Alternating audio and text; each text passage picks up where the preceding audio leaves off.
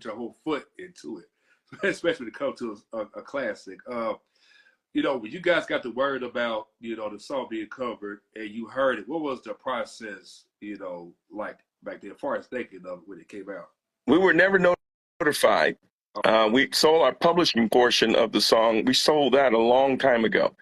So whoever in the camp of Bruno and Anderson's camp, whoever made that decision, be it Bruno himself, recorded the song, cleared the song with the publishing company. We did not know any of this. Now, me and my wife got a hint probably about 6 weeks prior when my normal publishing check showed up, and it was huge. And I thought it was a mistake. So the check sat for about a week before we deposited it, because we said, okay, we don't go from getting like, you know, grocery and gas money and maybe car note money Right. to all of a sudden down payment on a house money. Wow. And so we were like going, okay, what's going on? And there's nothing in the envelope, just a check. And then my daughter called me one morning and she sent me a link and she said, have you heard this? And I hit the link and all of a sudden I heard this, and I'm like, what the hell? And then I scrolled and it said Silk Sonic, Love Train. I stopped the music. I went out to the car, fired up the Bluetooth and started it over. And I was like, I'm thinking going like, wait a minute. These dudes just covered our record. And they right in the middle of their album. You know, they right in the middle of Evening with Silk Sonic. And I know Love Train ain't on that album, right? I know it wasn't on that album. And they're right in the middle of that. And they just decided for Valentine's Day to drop Love Train. Yeah, and you know, the reason I know this because me and Felton went backstage in Vegas and we talked with them and met them. And they said they just decided to do it as a Valentine's release. They had been loving this. He said he loved the song since he was 12 years old. Oh, wow, man. And they decided to do it, man. And I know when I then sent the link to Felton, I said, have you heard this? He wrote back, no. And then I didn't hear from him for half a day. He began to do his due diligence, right? Trying to figure out what has happened. Come to find out this record was released all over the world around 2 o'clock in the morning, Valentine's Day. And there was no doubt in my mind that record was going to be a hit. Yeah. I played it about 5 times, and my phone blew up all day long. Dude, did you hear it? Yes, I got it right here. Did you hear? There was no doubt that the record was going to be a hit. So check this out. By default, Confunction gets caught up in all of this. Now we on the road, we playing music, and we doing Love Train at the end of our show.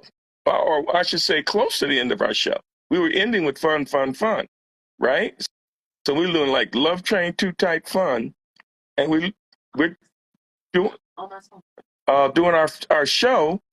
And we come to realize that we just released a record. Wow. We the writers of this record. The first show we did, I think, was in somewhere in Alabama. And of course, we were already doing Love Train on the show. But when we got to a certain part in the song, people were just going bananas over Love Train. They always loved it. But now they're really going bananas because they're hearing it on the radio all day long by Bruno. And so something got into me the first time we performed it after the Bruno dropped it. And I went, the second verse, I think some sugar, honey, I really, and then I went, I bet you do, bet you do, babe. Like Anderson, people went bananas.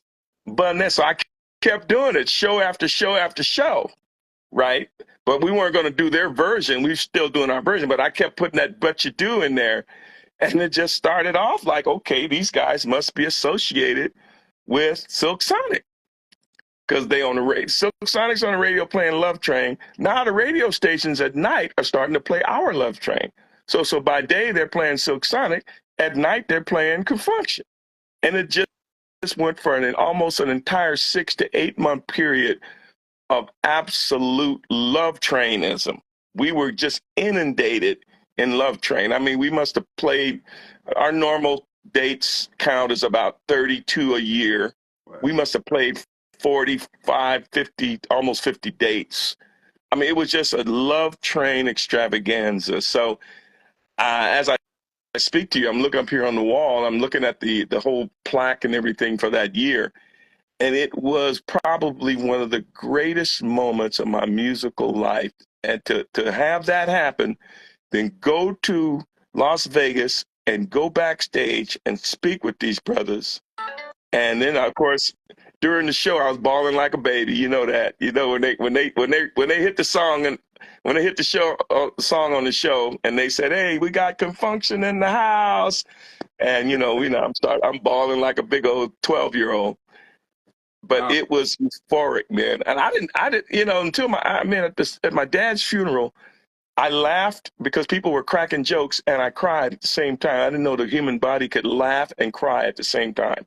And it was, again, it happened to me at the MGM Park when I heard Silk Sonic play Love Train and have them call us out over the microphone just before they played it.